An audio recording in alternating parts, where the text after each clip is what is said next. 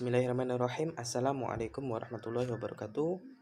Nama saya Ilham nomor NPM 20010111049 dari jurusan Pendidikan Agama Islam kelas PAIB. Di sini saya akan menyampaikan tugas dari mata kuliah English for Islamic Studies, yaitu tentang reading atau membaca dari suatu bacaan. Mari kita mulai. Judul: Social Justice. Islam does not wish that this economic race takes place in an atmosphere of cold impartiality, moral naturality, and social apathy. It deems it desirable that the participants in the economic race should be considerate and sympathetic to one another.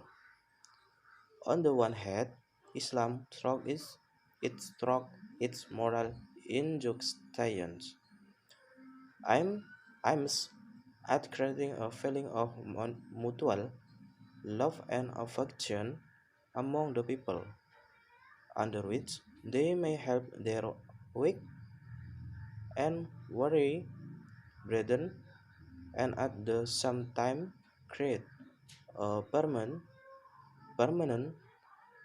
institution in the society to gradually help assistance to those are lacking in the necessary means of subsistence. People who are unable to take part in the economic right should secure their share from this social institution, and those who need some assistance to commence their struggle in the economic field may also receive it in full measure from this institution. To this end, Islam has commanded that zakat shall be levied and at the rate of 2.5% per annum on the total accumulated wealth of the country as well as on the invested capital. 5% to 10% shall be collected on the agricultural products of all user, 20% on certain mineral product. The annual zakat shall also be levied at a specific rate on the herd of cattle owned by a union vineyard and certain minimum number. The amount of zakat thus collected is to be spent on giving assistance to the poor, the orphans, and the indigent. This provides a means of social insurance, in the presence of which no one in an Islamic society can ever remain without, without being well provided with the necessities of life.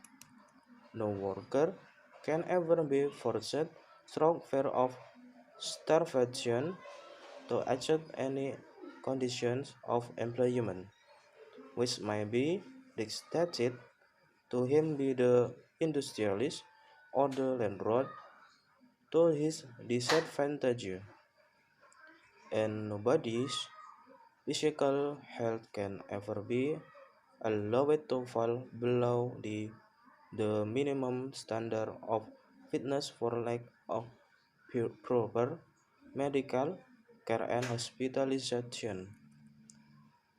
As regards the position of the individual vice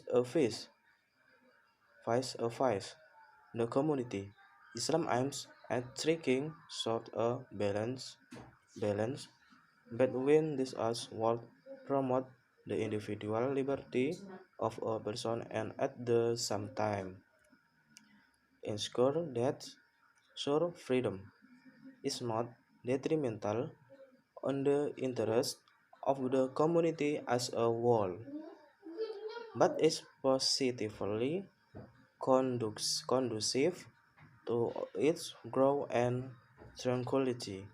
Islam does not approve of a political of economic organization which aim at merging the identity of the individual into that of the community and depriving him of the freedom essential for a proper development of his personality and talent. The inevitable consequence of nationalizing all be means of production of country is the annihilation of the individual by the community, and in this circumstance the existence and development of his individuality becomes extremely difficult, if not impossible. Just a political and freedom is essential for the individual. Economic freedom is likewise indispensable for civilized for existence unless we desire to completely eliminate the individuality of man or social life should life hold enough margin for an individual to be free to earn his living to maintain the freedom of his conse- conse- conscience and to be able to develop his moral and intellectual faculties according to his own inclination on aptitudes. Living on a dole or virtual dole at the hands of others cannot be very satisfying